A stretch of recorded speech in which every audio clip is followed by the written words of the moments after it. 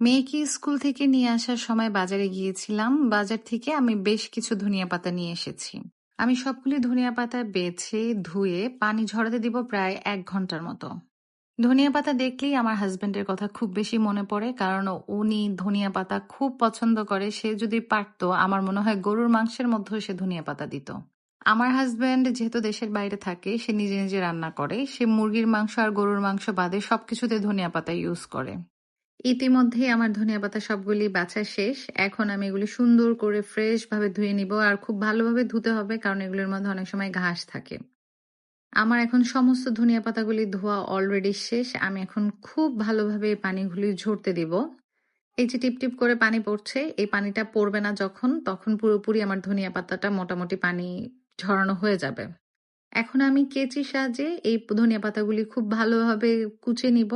বটি বা ছুরির চেয়ে আমার মনে হয় কেচি দিয়ে ধনিয়া পাতা কাটাটা আমার জন্য খুব ইজি। আমি জানি না সব আপুদের কি অবস্থা।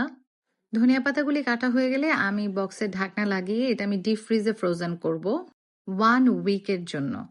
আমার এই ভিডিওটা কার কার ভালো লেগেছে অবশ্যই কমেন্ট বক্সে কমেন্ট করতে ভুলবেন না। ধন্যবাদ সবাইকে।